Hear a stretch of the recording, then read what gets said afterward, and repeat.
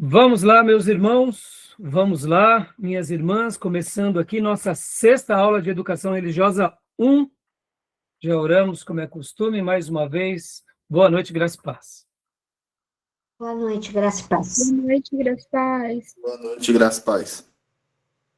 Boa noite, graça e paz. Boa noite. Hoje vamos continuar aqui tratando sobre o assunto tão importante que é educação religiosa, esse tema tão relevante. Estamos trabalhando aqui sobre essa matéria e hoje eu estarei concluindo aquela parte que faltou da última aula, que é sobre aquela ideia da pós-modernidade, e de fato nós estaremos hoje mergulhando a partir de hoje no material que é esse daqui, que é a Pedagogia de Jesus, o livro, texto que a gente está trabalhando, que é esse material aqui do J.M. Price. Tá bom, meus irmãos? Hoje a gente vai mergulhar nele e a gente vai, eu diria, se alegrar bastante, se divertir bastante com esse material, tá bom? E... Pode-se dizer que foi em 2010 que foi reconhecido pelo MEC, a Batista, e em 2020 o EAD dele também foi reconhecido pelo MEC. Olha aí, que legal. EAD, né? Tá. A gente estava falando há pouco sobre alguns seminários que são reconhecidos pelo MEC, né? Então, obrigado, viu, Júnior? Era isso, eu me lembrava que a Batista de Perdizes, eles estavam em processo e que tinham sido reconhecidos, depois de muito desgaste, inclusive, né? Mas, como eu tinha dito há pouco, antes da gravação, muitos seminários como o nosso são chamados livres de teologia, seminário teológico livre, né? Mostrando que não temos, né, a chancelaria do MEC. Tem um lado bom e tem um lado ruim. O lado ruim é porque não é um diploma reconhecido pelo MEC. O lado bom é porque o MEC não arbitra sobre o nosso currículo, né? Então, assim, vai depender muito do aluno, né? Tá bom? Mas obrigado, viu, Júnior? Obrigado por você ter verificado.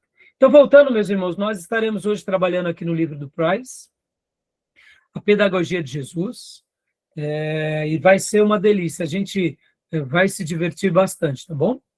E vamos agora começar lendo, né, um texto bíblico, e logo na sequência a gente vai ir para o slide que faltou semana passada, e depois, na sequência, vamos estar mergulhando aqui no capítulo 1, 2, e se der tempo, no capítulo 3 desse livro-texto, tá bom?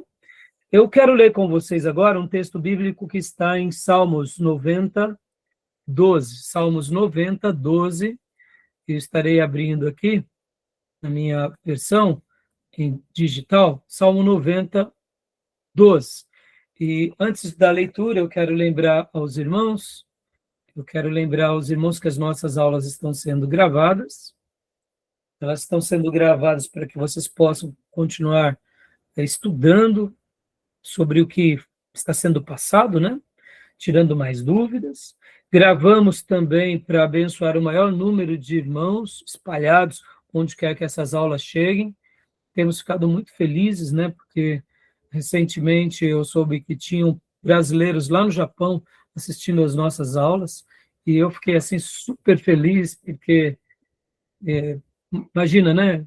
Chegar lá no Japão, inclusive no nosso canal do Spotify de teologia, o ranking é assim: as aulas são assistidas no Brasil, aí em segundo lugar era no Japão, o país que mais assistia. Agora mudou, agora está Estados Unidos, em terceiro lugar Japão.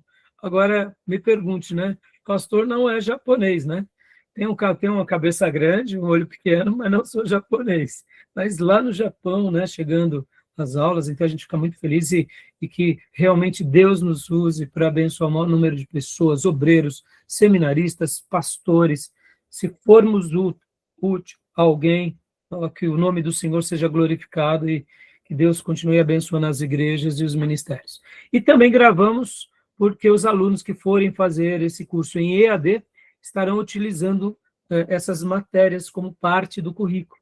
É claro que temos mais coisas fora essas aulas gravadas, principalmente a mentoria que eu dou é o carro forte. Então, quem quiser saber mais e conhecer o nosso seminário, se matricular, veja aqui nas descrições desses vídeos e áudios, que ali estão tanto o meu e-mail quanto o e-mail do seminário, tá bom? Então, meus irmãos, vamos ler o texto bíblico, Salmo 90, versículo 12. Quem puder, leia para mim esse texto. Pode ler na versão que você desejar. Vou ler aqui. Por favor. Ajuda-nos a entender como a vida é breve, para que vivamos com sabedoria. Joia. Que versão que é a sua mesmo, Diego? A minha é a NVT. NVT. Então, leia agora para mim aqui na tela, Júnior, não, Diego, por gentileza.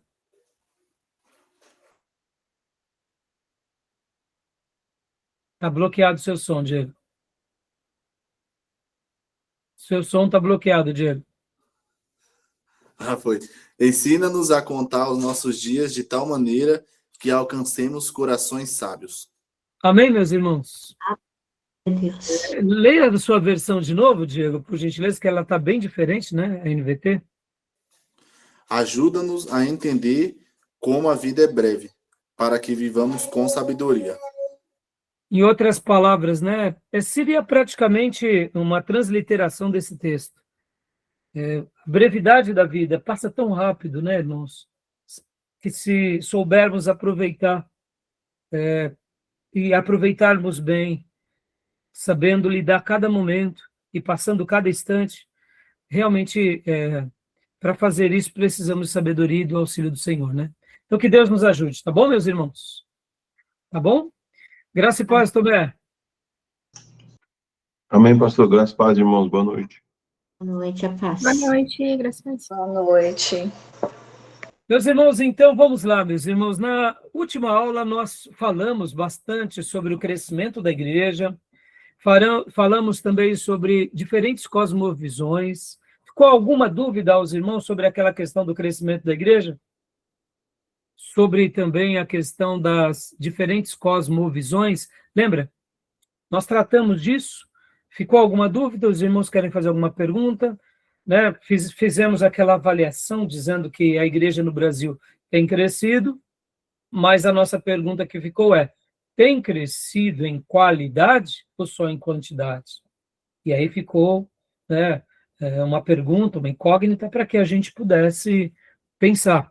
Sábado eu fui num culto de ordenação de uma igreja, Igreja Batista do São José, né, Júnior? São José? Isso. Aqui em Guaianazes. Tem uma irmã que frequenta a nossa igreja. Oi? Jardim São Pedro. Jardim São Pedro. Então, é Igreja Batista do Jardim São Pedro. O nome dela, inclusive, é esse. Igreja Batista do Jardim São Pedro. E aí, o que acontece? Essa irmã frequenta a nossa igreja de alguns anos e eu sabia que o pai dela era um líder, né, de uma igreja. E aí, conversando com ela, eu disse para ela, olha, eu quero conhecer teu pai, quero tomar um café com teu pai, né? Poxa, é bom conhecer outros pastores. E no diálogo com ela, eu fiquei sabendo que ele iria fazer o exame teológico e que ele ia passar por esse critério, né, de ser examinado por uma banca. E eu fiquei muito feliz, desejei sorte a ele passou. E aí chegou o dia da ordenação, ele me convidou, eu estive lá. E, irmãos, que gostoso, sabe? Que gostoso ver ali, tinha ao todo, salvo engano, com o pastor ordenado, mas ele e mais 9. Eu e mais, ao todo, né, 9 pastores comigo, e eles até me honraram, mesmo não sendo batista brasileiro, para participar daquela oração. E o que eu fiquei feliz, o cuidado da igreja, porque foi feito um relatório, foi feito um relatório dizendo, né, que o candidato foi aprovado nas matérias bíblicas, etc. e tal. E ali estavam os professores, inclusive estava até um dos professores dele do seminário falando assim, olha, eu acho que eu não vou te ordenar, não. Palavras mais ou menos essas. O pastor disse, porque você não me entregou o trabalho do seminário. Ou seja, ficou faltando um trabalho, né, do seminário. Aí eu cochichei falando assim, não, pastor, aí o senhor, agora ele vai ter trabalho dobrado agora, né? O senhor cobra dobrado. Eu falei, isso, eu vou cobrar dobrado. Então, assim, foi uma delícia, irmãos. Por que eu estou falando tudo isso, né, irmãos? Como é gostoso ver que tem igrejas sérias treinando os pastores, ensinando com zelo, para que a igreja o quê? Tenha um crescimento saudável. Guardem essa expressão, tenham saúde. Saúde. Tudo que tem saúde cresce, tá bom, meus irmãos? Tudo que tem saúde cresce. No tempo de Deus, da forma de Deus, tá bom? Mas pode ver que muitas vezes a gente está achando que muita coisa que está crescendo é algo bom, mas o câncer também cresce. Só que o câncer, chega uma hora ele cresce e aí a sua anomalia vem à tona. Cresceu, mas chega uma hora que cresceu porque é um órgão danificado. Então, cuidado, né? Muitas vezes a gente está achando que tudo está crescendo, é algo que tem saúde, mas não, o verdadeiro crescimento de Deus, ele tem saúde, e ele vai tendo essas bases. Em alguns momentos cresce mais, outros momentos mais tímido, mas tudo que tem saúde cresce, tá bom? E guarde isso, né? O crescimento de Deus é diferente do crescimento humano, tá bom? Só para pincelar esse ponto. Jesus, o maior de todos, depois de 3 anos e meio, formou 12 discípulos aprovados. Cresceu muito ou pouco? Sejamos honestos. Cresceu muito. Não. Jesus, de 1 para 12, Miriam, em 3 anos e pouco, olhando hoje, comparando numericamente, né? Hoje tem igreja que já começa com 100. Vocês entendem o que eu quero dizer? Começa uma igreja, isso que eu quero dizer. Olhando comparativamente, parece que foi um crescimento pequeno. Ele tinha 12 líderes, mas ele tinha não só esses 12 líderes, mas ele tinha 120 também com esses 12 líderes. Lembram? Lá no cenáculo que eles estavam orando? Então vamos imaginar a igreja de Jesus, logo depois da sua morte, ressurreição e ascensão, tinha 120 membros. É muito ou é pouco? Olhando numericamente, não era muito. Concorda, irmãos? Mas eu pergunto, era um crescimento com muita qualidade ou não? E aí, esse 120, passado pouco tempo, veio o Pentecoste, vai para quase 3.000. Depois, vai para quase 5.000. Estão entendendo? Mas olha só, Jesus ficou 3 anos a 3 anos e meio com esses 12 e mais alguns que totalizou 120. Parece pouco, não parece? Mas Jesus, o método dele é diferente. Ele quer quantidade, mas ele não abandona a qualidade. Tá bom, meus irmãos? Então, ficou alguma dúvida semana passada sobre o crescimento da igreja, sobre as diferentes cosmovisões? Lembra, falamos da cosmovisão católica, espírita, falamos de outras cosmovisões. Com alguma dúvida? A questão é que, olhando por um olhar amplo, eles olham pelo cristianismo e dentro também está a cristandade. Então, os historiadores veem que, olhando pelo lado religioso, foi a maior religião que cresceu. E com ela também o Islã. E depois o judaísmo, né? Mas naquele período, daquele contexto, o cristianismo não era... Naquele contexto ele era grande, tinha 120 pessoas. Em relação à filosofia grega, era bem maior. Porque as correntes filosóficas lá, os discípulos não era muita gente, não tinha muitos seguidores. Sim, sim. E o cristianismo superou em muito. Ah, sim, né? Mas o que eu quis dar o destaque, sabe o que é, Júnior? Pensa assim, que o maior líder de todos, o maior professor de todos, gastou 3 anos e meio para alcançar 12 líderes né, no caso, 118 outros obreiros, né, membros. Então, a igreja de Jesus, ou melhor, 108, tinha 120 pessoas em 3 anos e meio, sendo que Jesus era o pastor in loco, né? Não dá para a gente comparar o pastorado de Jesus com o nosso, né? Isso que eu quero dizer, né? Sim. E nesse quesito, eu quero dizer, era um crescimento até pequeno, mas não foi um crescimento pequeno, porque o mestre sabia treinar e treinava muito bem, é o que a gente vai trabalhar hoje, tá bom? Então era isso, tá bom? E agora vamos falar um pouquinho sobre as influências, porque, lembra, irmãos, nós falamos do crescimento da igreja, falamos das diferentes cosmovisões, ou seja, das influências do mundo católico, do pensamento espírita, do ateísmo, do ceticismo, do humanismo. E agora a gente vai falar um pouquinho sobre a pós-modernidade, porque será que a pós-modernidade também mexe um pouco com a Igreja de Jesus hoje? Será que a pós-modernidade também influencia-nos? O que vocês acham? Sim ou não? Sim. Com certeza. Só uma definição rápida. O período da modernidade foi aquele período, logo depois da Reforma Protestante, onde tudo se provava. Então, aonde se provavam as coisas. Por que um balão sobe? Por que um raio ele tem eletricidade? Foi o período das grandes indústrias, das grandes invenções, né, das grandes teorias, por exemplo, de Darwin. Então, o período da modernidade é quando o ser humano, vamos dizer assim, começa a se emancipar. É o período do humanismo, do iluminismo. Então, é chamado, né, historicamente, de modernidade. Depois vem o período chamado pós-moderno, porque na modernidade se prova as coisas. Mas na pós-modernidade não precisa se provar. Por exemplo, a eletricidade ela existe, mas nós não vemos. Logo, mesmo que eu não veja algo, isso não significa que ela não exista.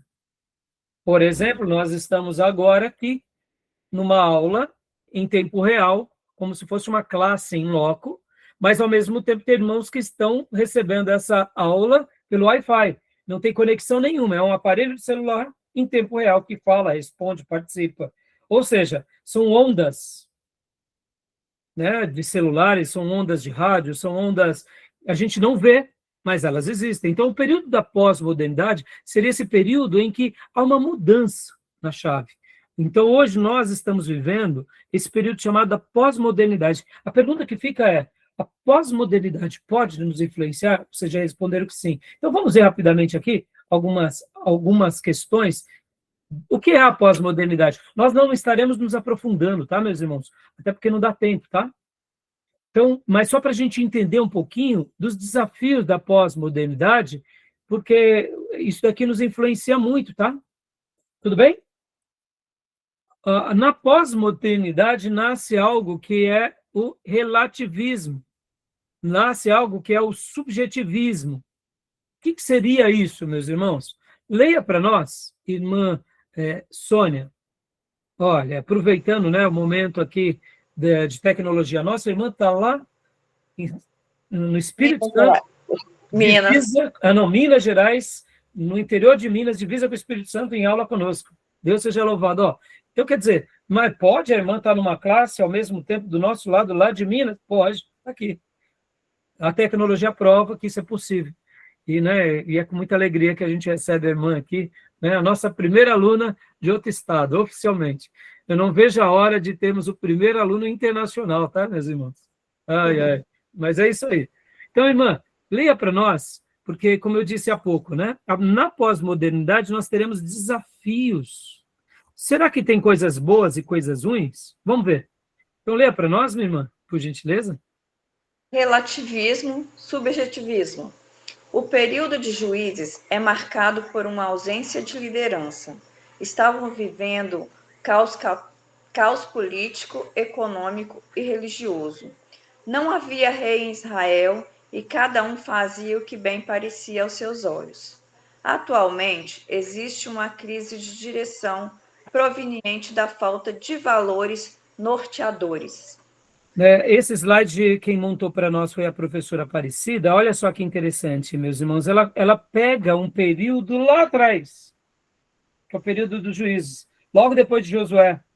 Né? Não sei se vocês sabem, meus irmãos, mas o período dos juízes, quando vocês forem estudar, o Júnior já estudou, introdução ao Antigo Testamento e depois introdução ao Novo Testamento, o período dos juízes é um período de aproximadamente 300 anos, pouquinho mais de 300 anos.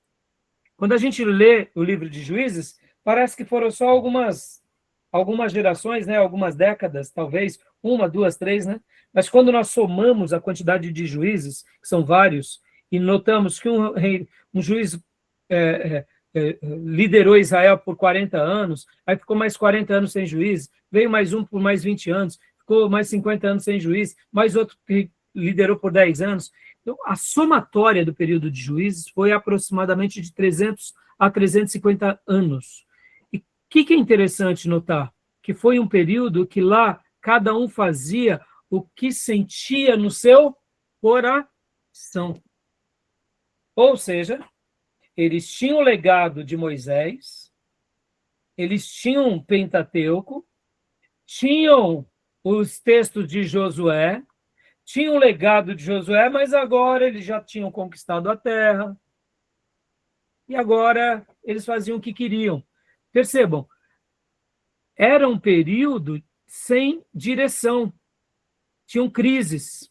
Os valores que norteiam uma geração, que norteou Moisés, que norteou Josué, não estavam norteando eles. Então, eles perdem os seus valores. Percebam, esse slide retrata bem esse período de relativismo. O que é o relativismo? Tudo é relativo. Então, por exemplo, o que é certo? Cada um define o que é certo. O que é errado? Cada um define o que é errado. O que é verdade? Cada um define o que é verdade. O que são leis? Depende do juiz. A gente não está vivendo uma crise do judiciário, aonde o nosso judiciário se tornou um judiciário ativista? Lamentavelmente, o Júnior é advogado, o Júnior pode dizer com muita propriedade, o juiz jamais deveria tomar partido político, ele deveria simplesmente atuar sobre os autos. Ou seja, ele é acionado e aí ele vai dar o veredito. No nosso caso, como o ex-ministro Barroso tinha dito, né, que o judiciário se tornou um órgão político, totalmente errado, totalmente desproporcional. E eu faço das palavras do ministro Fux as minhas. Ou seja, infelizmente, eles se desconfiguraram. Então, percebam, hoje nós estamos vivendo uma crise jurídica. Nós não temos segurança jurídica. Não é verdade, Júnior? Política e ideológica.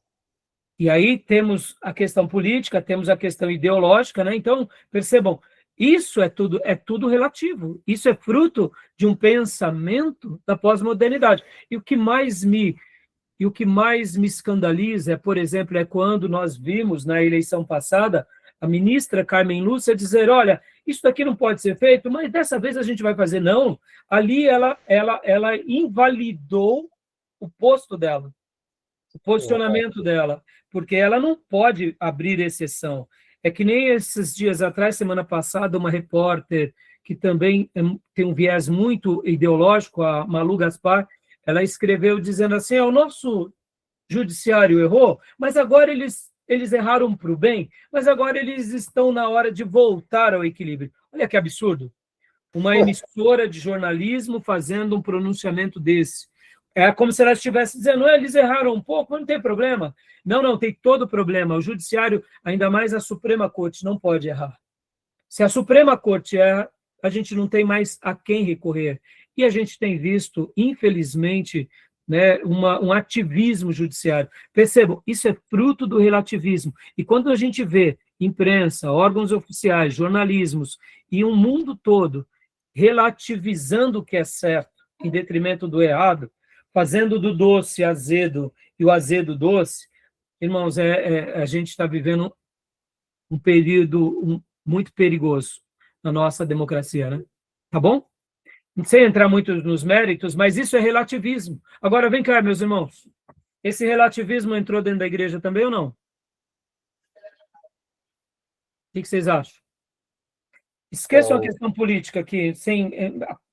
Estou falando aqui relativismo assim. Ele vai contra os absolutos morais, né? Isso, exatamente. Hoje, por exemplo, tem pessoas, por exemplo, dentro da igreja querendo valorizar, por exemplo, o casamento homossexual. Tem ou não tem? Me respondam aqui, o que vocês acham disso? Vocês acham certo ou errado? Claro que é errado. Para mim, como eu já disse e repito, Deus criou Adão e Eva, e não Adão e Ivo. Então, é homem com mulher, macho e fêmea, ponto final. Essa é a base da família, tá bom? Então, assim, percebam, irmãos, como o Júnior disse, né? os absolutos. A verdade é um absoluto. Então, e a questão da realidade, né? Eles querem, a ideologia hoje, quer relativizar hoje o camarada que é homem quer ser mulher. Aí eles, que é o trans, eles querem que isso, que é vedado pela realidade, que aceite, porque ele sente que é. Mas isso não anula a realidade. Sim, Essa exatamente. É isso mesmo. Né? Mais alguma coisa, meus irmãos? Tudo bem até aí? E o subjetivismo, meus irmãos? A mesma coisa. O subjetivismo também tem essa tendência para considerar e avaliar as coisas de um ponto de vista meramente pessoal, ou seja, o que eu penso, o que eu acho, logo é o que de fato é. Seria uma tendência à sua subjetividade, a propensão para aquilo que é subjetivo. Daí onde vem esse subjetivismo, entendeu? Então, por exemplo, nessa questão, a mesma coisa. Logo, se o pastor pensa que tal coisa está correta, Deus está validando para ele porque ele pensa que está correto. É por isso, irmãos, que muitos pastores estão fazendo uma releitura da Bíblia. Estão entendendo? Eles estão fazendo uma releitura da Bíblia porque eles precisam agora sustentar a sua subjetividade. E aí, por exemplo, que nem eu cheguei a ver um desses grandes pastores, que eu deixei até de segui-lo e de recomendá-lo, que era um pastor reconhecido na nossa nação toda, pregador de conferências, eu sempre estava indo aprender com ele. Ele disse o seguinte: Paulo, ele endossava, por exemplo, o sistema escravocrata. E aí, o que ele quis dizer com isso? Ele quis dizer, tá vendo, Paulo estava sendo uma pessoa influenciada pelo Império Romano. Se nós fôssemos hoje fazer uma leitura de Paulo, questionaríamos Paulo. Aí eu pergunto, Paulo sustentava isso? Jamais. Paulo entendia que o sistema escravocrata existia e que ele não podia fazer nada porque ele era ali o ministro de Cristo. Então, ele dava as recomendações para que aqueles irmãos soubessem viver de uma forma pacífica e tranquila, debaixo do Império Romano que os oprimia. Mas isso não significa que Paulo concordava com o sistema escravocrata, nunca. Pelo contrário, ele até dizia, vocês, senhores, tratem bem os seus servos, e não como escravos, mas como irmãos. E vocês, escravos, honrem os seus senhores, não apenas como senhores, mas como irmãos. Ou seja, Paulo trazia a régua lá para cima. Percebam, quando um pastor ele é mal intencionado, ele usa de uma realidade falsa para sustentar a sua releitura da Bíblia. O que é isso? É um subjetivismo, fazendo uma hermenêutica. Tá bom? Tudo bem até aí? Percebam, hoje, se a gente não tomar cuidado, olha as influências. Ficou claro isso para os irmãos? Ficou claro? Querem fazer alguma pergunta? Tudo bem? Então, vamos prosseguir aqui. Uma outra premissa também, que é a secularização. Leia para nós, Diego, por gentileza.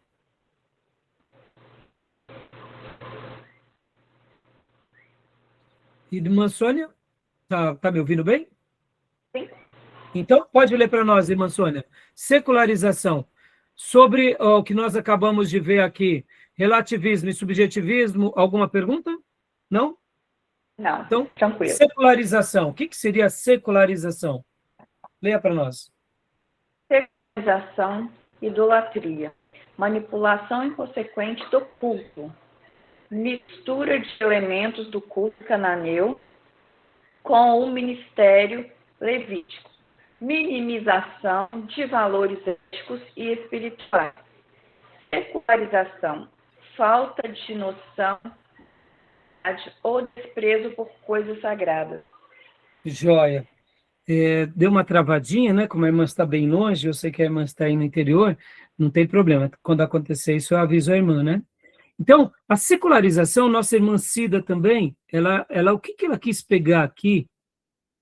O exemplo bíblico, que no Velho Testamento havia o culto cananeu, E muitos israelitas estavam indo também adorar os ídolos cananeus. Logo, eles misturavam a fé do Deus de Israel juntamente com Baal, que era o deus cananeu, ou Acera, ou Aserá, que era a esposa de Baal, e os outros deuses cananeus. Então havia o quê? Havia uma mistura, como se fosse uma mistura cultural, um desprezo ao sagrado, misturando o sagrado com o profano. Diga, Júnior. O sincretismo.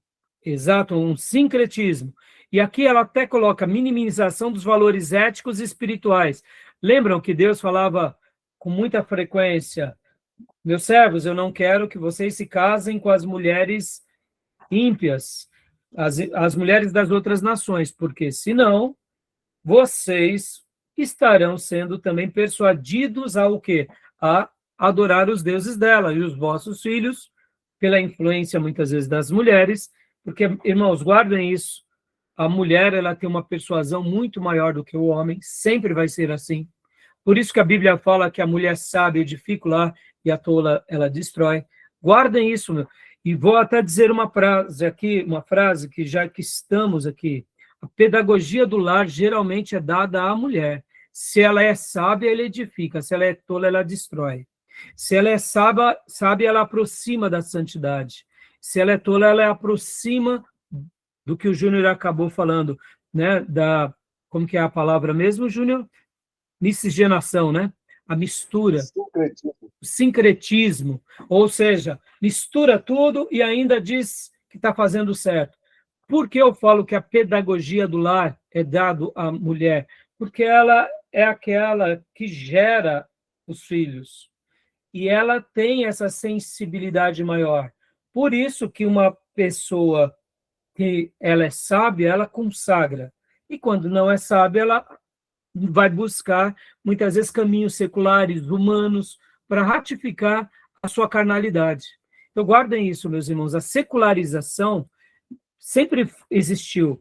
Lá atrás, mesmo naquele mundo que era um mundo religioso, mas podem ver que havia essa minimização de valores éticos e espirituais. Né? Podem ver Dalila persuadindo ali Sansão, porque, afinal de contas, ela não tinha o temor a Deus. Jezabel não tinha o temor a Deus. Vamos esperar alguma coisa de Dalila? Vamos esperar alguma coisa de Jezabel? Vamos esperar alguma coisa da primeira esposa de Davi, que era Mical? Vamos esperar alguma coisa da esposa de Ló? Não, meus irmãos. O que vai nascer dela é o que elas são. É pecado. E as influências dela não serão para a glória de Deus. Serão para o quê? Para o afastamento de valores éticos e espirituais. Por isso que nós devemos nos lembrar, meus irmãos, que nós somos seres influenciáveis.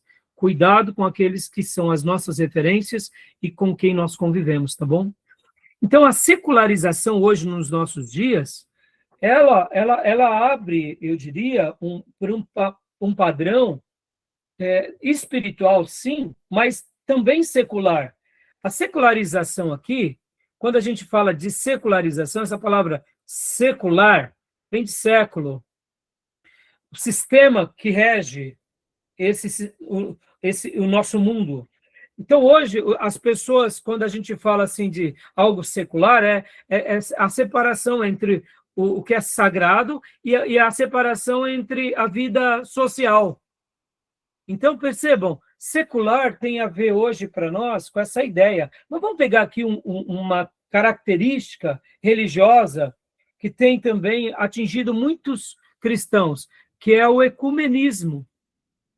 O que é o ecumenismo? É a união das religiões. É aquela questão de nós dizermos, não, todos os caminhos levam a Deus. Esse é um pensamento secularizado ou não? Mesmo sabendo que aqui é uma religião.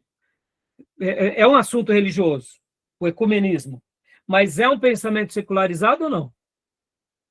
Estão entendendo? Então, a secularização não é só a separação entre o homem espiritual e o homem físico, a matéria. Mas a secularização pode ser algo bem parecido com o que os nossos irmãos de Israel faziam nos períodos cananeus, a mistura, sabe, o afrouxamento, a apostasia. Vamos lá, meus irmãos. Para muitas religiões, por que muitas pessoas são dessas religiões que elas escolhem? Porque elas são permissivas, elas são complacentes, elas lidam com o pecado como algo normal.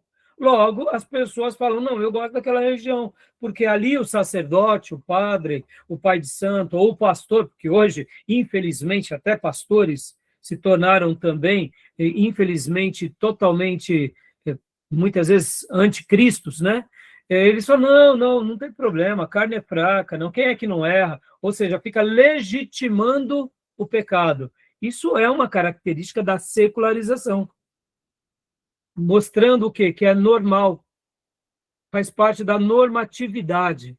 E eu pergunto, a secularização nos atingiu ou não? A gente tem que tomar cuidado ou não? Tudo bem? Ficou claro? A secularização pode se tornar também uma idolatria, tá, meus irmãos? Como tudo, né? Tá? Mas aqui também a idolatria, pense também, como tudo também na vida, viu, irmãos? Não só a adoração a um ídolo. Mas hoje pode ver como a nossa sociedade ela é materialista, né? Como dizia meu pastor no seminário, ela é capitalista, né? A nossa sociedade é capitalista. Então, não deixa de ser uma sociedade idólatra, né? Tá bom? Tudo bem? Ficou claro? Alguma pergunta sobre a secularização? Dúvida? Podem perguntar, tá, meus irmãos? Esse é o momento de tirar dúvida, né? Pluralismo.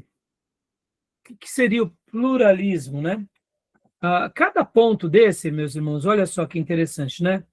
O relativismo gera muita subjetividade. A secularização acaba desembocando em muita idolatria. E o pluralismo acaba também desembocando em muito consumismo.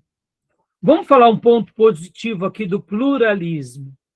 Antigamente, minhas irmãs, quando as irmãs iam comprar sabão em pó, tinham quantas marcas? Antigamente, estou falando lá atrás. Tinham quantas marcas? Umas duas só. Ou seja, ou você comprava A ou a B, né, Beatriz? Não tinha muita opção, né?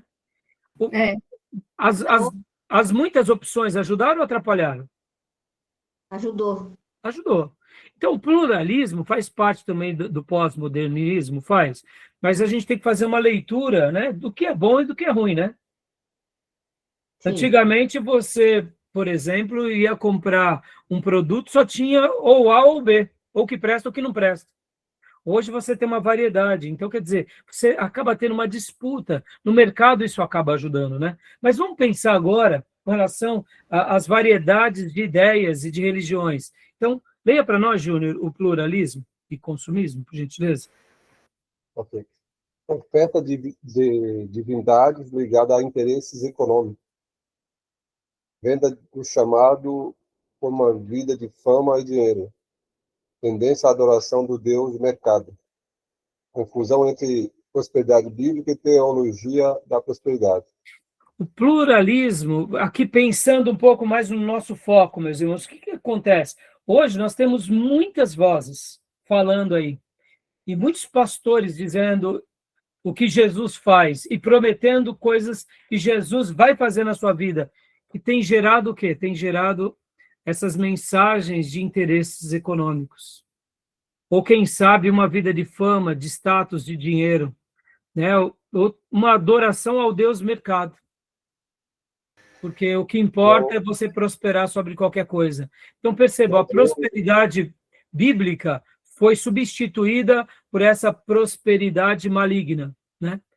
Porque na prosperidade bíblica, a gente vê Paulo passando dificuldade, sofrimento, privação, e ele dizendo que ele sabe conviver com pouco ou com muito, porque tudo posso naquele que me fortalece. Ou seja, a prosperidade bíblica foi, eu diria, transvestida por uma falsa prosperidade de mercado, porque, na realidade, guardem isso, meus irmãos, quem prega a teologia da prosperidade é uma igreja de pirâmide, tá?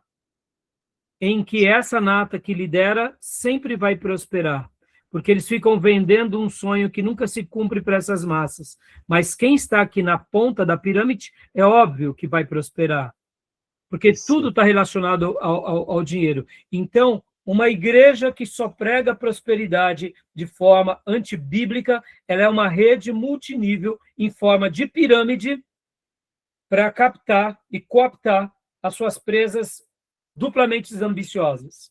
Ou seja, uma pessoa gananciosa vai querer ser dessas igrejas e ela só vai aprender depois que quebrar a cara e, quem sabe, perder bastante dinheiro. Por quê? Porque ela entrou num caminho errado para cumprir ou para buscar agora satisfazer seu próprio ego. Tá bom, meus irmãos? Então, isso é uma característica também do pluralismo. Tá bom? Tudo bem? Algum comentário, alguma pergunta? Aí, tem um elemento aí que deixou de ser apontado aí, que é também dentro do consumismo hoje, é o entretenimento, que as igrejas tornou ambientes de entretenimento, de trazer prazer, satisfação àquela pessoa que vai consumir seu produto. Jesus virou um produto que é comercializado nas igrejas. As igrejas viraram um verdadeiro picadeiro, entendeu? Então, verdade, tem esse item do obrigado, muito bem colocado. Muito bem colocado. Não, muito bem colocado. Não é mais. Ele não basta, né, Júnior? Somente ele não basta, né? Não tem mais protagonismo. Não tem mais protagonismo. Ele é o instrumento pelo qual os falsos profetas usam e abusam, né? Então, é isso aí. Então, a ideia do pluralismo, irmãos, ficou claro? Pode ver, irmãos, como somos uma sociedade consumista, né? E aqui a gente tem que orar bastante, viu, meus irmãos? Porque ter é muito bom, mas quando o nosso coração está no ter, a gente está, eu diria, trocando os sentidos, né? Tá bom? Então, tudo bem sobre a questão do pluralismo? Tudo bem? Mais alguma pergunta sobre o pluralismo? Gera o consumismo? Não? Nenhuma dúvida, tá? Irmãos, aqui, me entendam, sabe? Não é a questão aqui, não faça uma leitura de pluralismo, por exemplo, quando eu penso diferente do meu irmão, não é isso. Pensar diferente faz parte. Podem ver que na história bíblica a gente vai ver isso o tempo todo. Não é isso. Nunca a gente vai ter a coesão absoluta de tudo. Mas o pluralismo está ligado a essa diversidade que faz parte da sociedade, que acaba, querendo ou não, influenciando a nossa vida. Vou dar um exemplo para vocês, irmãos. Na década de 50 até a década de 70, o mundo vivia muito, na realidade foi até a década de 90, aquilo que nós chamávamos de Guerra Fria, lembram? O mundo estava dividido entre o capitalismo e o polarizado, como voltou recentemente. O mundo estava dividido entre o capitalismo e o comunismo, ou socialismo. Então, o que acontece? Querendo ou não, havia essa polarização no mundo, principalmente em função da Guerra Fria. Olha que interessante. Logo quando cai o Muro de Berlim, que ali é a pá de cal dos países comunistas, o que acontece? Olha que interessante. Logo quando acontece isso, irmãos, o Collor de Mello aqui no nosso país venceu as eleições com uma mensagem que era qual? Eu vou trazer para vocês carro lembra disso, Júnior? Importado, né? Lembra disso? Ele era o modelo de um Yuppie. Eu vou trazer para vocês riquezas. Nós estaremos prendendo os marajás. Entendeu? Caça do Marajá. A caça aos marajás. Bom, o discurso dele, na realidade, foi um discurso ali de prosperidade. Eu vou abrir o país para a importação de carros, porque nós temos, ele dizia, só carroças. Lembra disso? Ou seja, fora, né? Então, vamos agora ter uma relação internacional. Bom, por que eu estou falando tudo isso? Esses pensamentos, irmãos, eles influenciam as pessoas na sociedade, que nos influenciam muitas vezes dentro da igreja. Por que a teologia da prosperidade ela acaba sendo um grande pratinho dentro das igrejas? Porque as pessoas são gananciosas fora da igreja. Ou seja, as pessoas, o que elas estão buscando hoje? Enriquecer a Até as qualquer custo. Até os Por louvores. isso que o tráfico tem sido prestigiado, a corrupção, porque não importa como você conquiste, o importante é você conquistar. Ou Por isso- seja, os fins justificam os meios. E eu digo, o cristianismo raiz, bíblico, cristurístico, escriturístico, cristocêntrico, eu confundi agora, né? É cristocêntrico e escriturístico. Eles ratificam que os fins justificam os meios? Jamais. É os nossos meios que justificam os fins. Ou seja, não importa se o mundo prega isso. Mas percebam, irmãos, de uma sociedade gananciosa, logo, você tendo um discurso de riqueza e de ganância, isso enche os olhos das pessoas. Por isso que muitos pastores se enveredaram para um discurso do quê? De teologia da prosperidade. E isso, na realidade, é fruto dessa pluralidade, né? Tem crente ignorante que endossa, diz assim, usa um texto isolado e fala, não importa que pregue. Teve um evento recente aí de umas moças lá no Maracanã, eles arrecadaram 8 milhões. 8 milhões. Se for avaliar o custo do que teve lá da logística, não chega a 500 mil. Então. Aí teve gente defendendo ainda. Não importa que pregue. Pois é. O que você está falando? Então, se o senso crítico deles já foram embotados a esse ponto, Júnior, a gente lava as mãos. Por isso que a gente prega, Júnior, e ensina. E lança a palavra. Se a pessoa der ouvido, ótimo. Se não der, a gente só ora. Não vamos ficar brigando, né?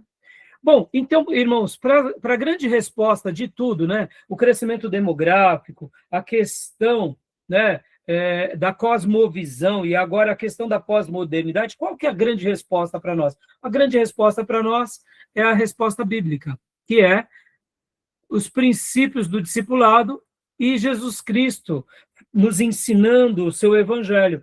E por que nós estaremos destacando também grande parte do Sermão do Monte? Porque nós entendemos que o Sermão do Monte ele é uma síntese maravilhosa do Novo Testamento, ou não, se não de toda a Bíblia, né? Tá bom? Então, só para a gente pontuar aqui, né? Leia para nós, irmã Beatriz, a felicidade do discípulo, por gentileza. A felicidade do discípulo está centrada na arte de viver como luz do mundo. Portanto, como quem já tem a virtude em si e, como consequência, já não depende da ação do outro para ser o que é. Ele ama porque assim é o seu modo de ser. Tem fome e sede de justiça porque é assim a natureza de seus apetites.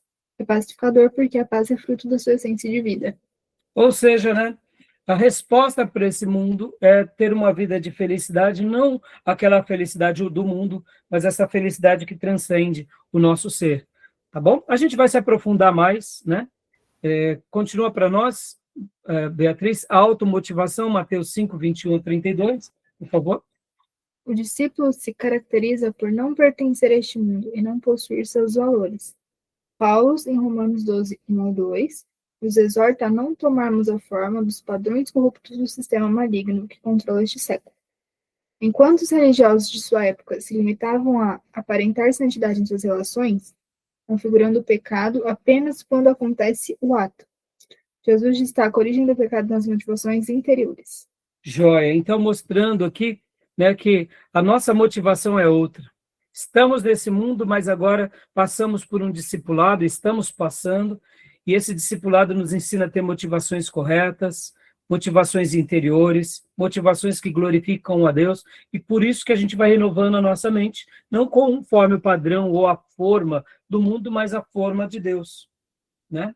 E Jesus é o grande exemplo para nós. O uso publicitário da fé, Mateus 6, 1, 21, leia para nós. Beatriz, por favor. Práticas tão comuns e tão necessárias para desenvolvermos nossa vida cristã, como jejum, oração e esmolas, são reavaliadas por Jesus no Sermão do Monte. Seguindo a mesma lógica da motivação do coração, o Senhor denuncia o exercício de atitudes reconhecidas como piedosas, como forma de obter prestígio diante dos homens. Mais uma vez aqui mostrando, né, essa religião que Deus está vendo e a gente não precisa mostrar nada para ninguém, né? E por último, pode concluir para nós, Beatriz, a solidez do ensino de Jesus, Mateus 7, 24 a 27. A vida cristã não se caracteriza por demonstrações gratuitas de carismatismo, pirotecnias ou espetáculos para atrair incautos. Dá uma pausa, é o que o Júnior acabou de falar, né? É uma igreja com programas repleto de coisas para chamar a atenção das pessoas, para dizer, olha como somos modernos, como se Jesus somente e o evangelho puro e simples fosse insuficiente de preencher alguém. Ou seja, nós não precisamos disso. O mestre, ele pode sim usar os meios de comunicação, não somos contra a tecnologia, não somos contra a dramaturgia, não somos contra o cinema, mas somos contra uma igreja, de fato, que acaba se tornando mais mundana para querer apresentar o evangelho como se o puro e simples evangelho fosse algo insignificante. E Romanos 1 fala que o evangelho é o poder de Deus para a salvação de todo aquele que nele crê, primeiro do judeu e depois do grego. Oi? Igreja autoajuda, né? É, uma igreja, né? Autoajuda. E como tudo na história, meus irmãos, saibam disso, viu? Tudo que é fator humano, ele acaba caindo por terra, tá bom? Então, por último, Beatriz. Inclusive de pico, né? Os valores do reino se distinguem pela permanência, estabilidade e capacidade de resistir às intempéries. Joia. Tá bom, meus irmãos? Aí aqui, era isso. E agora, para a gente ir para o nosso material, né? Agora, a gente vai hoje trabalhar bastante aqui. Então, ficou alguma dúvida? Alguma questão que os irmãos gostariam de perguntar? Não? Eu acho que o retrato da pós-modernidade está aí. Foi descrito aí, né? Nós estamos vivendo a igreja hoje. Exato. Ficou bem preenchido, né, Júnior? Bem claro, né? Bem claro, né? Está latente, né? É bem latente, é isso aí. Então, meus irmãos, agora eu vou compartilhar aqui com vocês outro material. Eu quero compartilhar aqui com vocês. Esse material, lembra que eu falei para vocês que nós vamos nos divertir? A gente vai se divertir bastante, né? Foi criado pelo Notebook LM, tá bom? Olha só, aqui é uma síntese, né?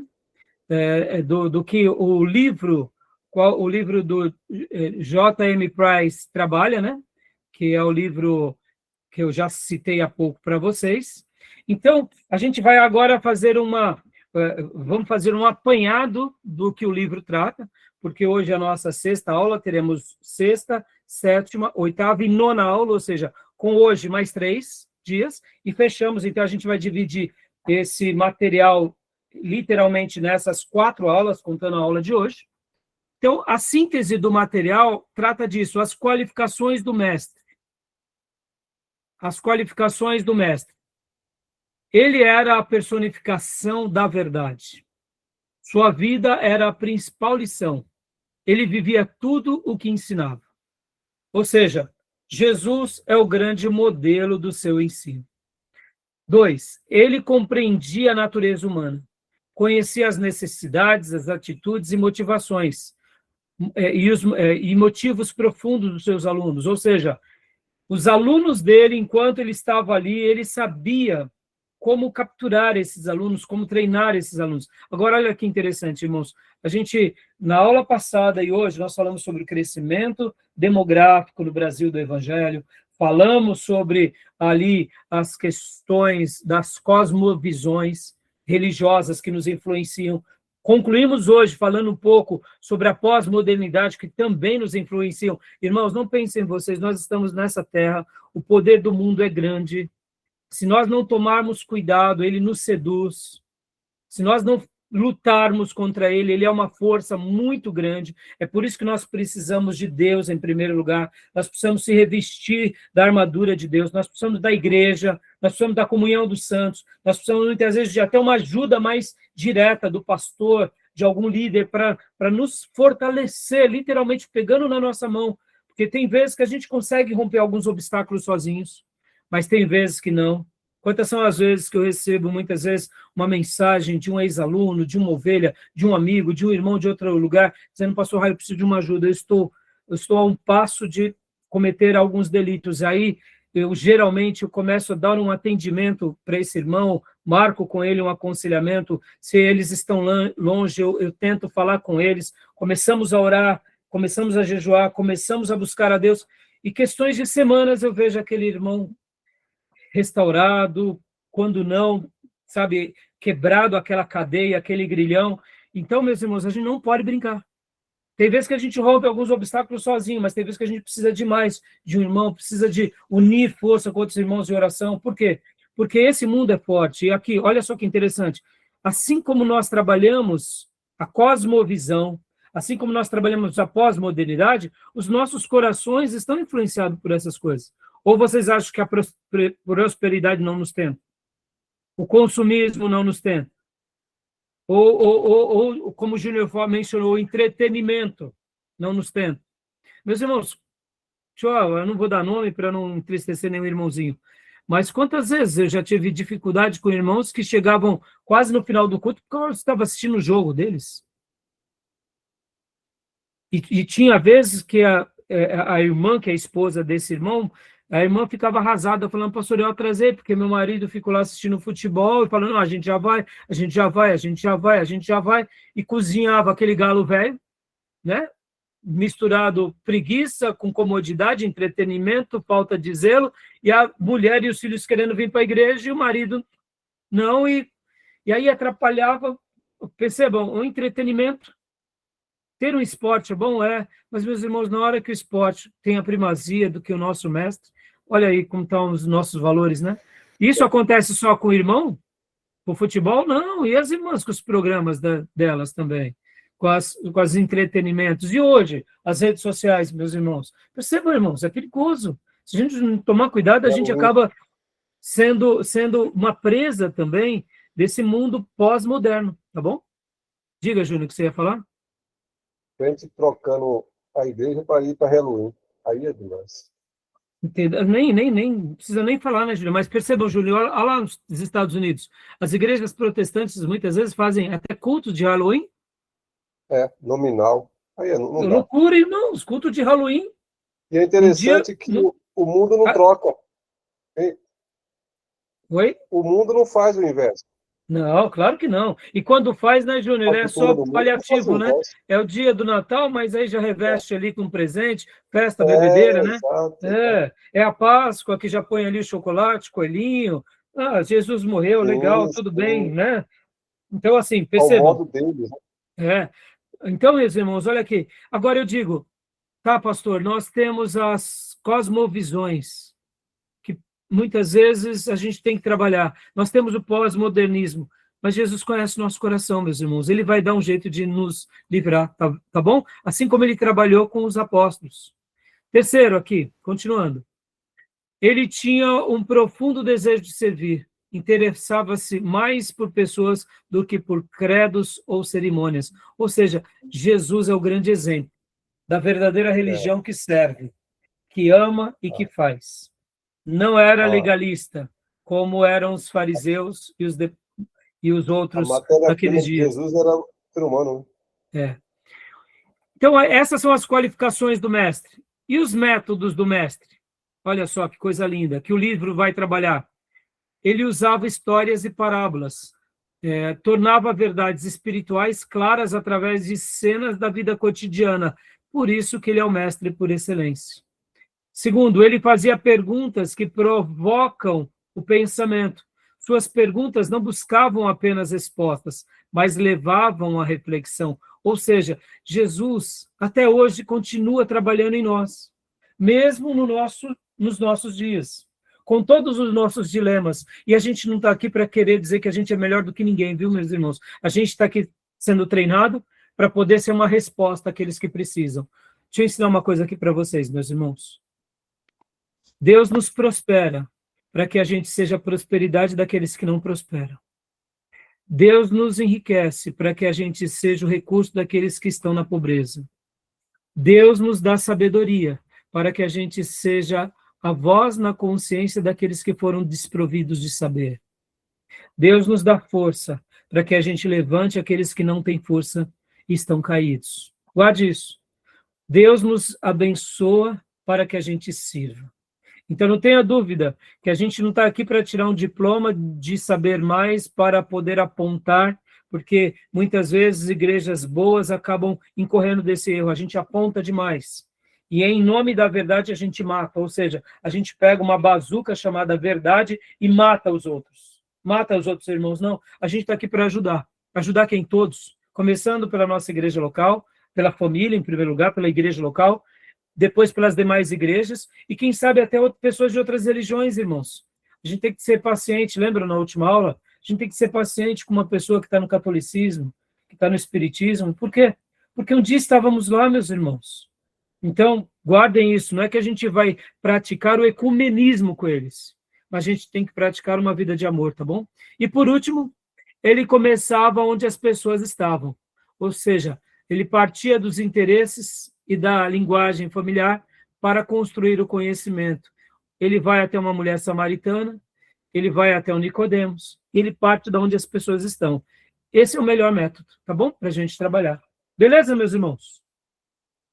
E para eu concluir aqui esse vídeo e para a gente finalizar, vocês já ouviram falar sobre a andragogia?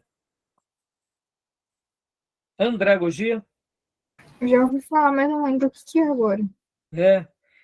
Andragogia, meus irmãos. Andragogia, ela é um método, né? Se a gente pudesse dizer, que é a maneira em que ensinamos adultos por meio de ensinos e técnicas, como fazem os pais ou professores das crianças. A andragogia é a arte e ciência de ensinar e facilitar a aprendizagem de adultos.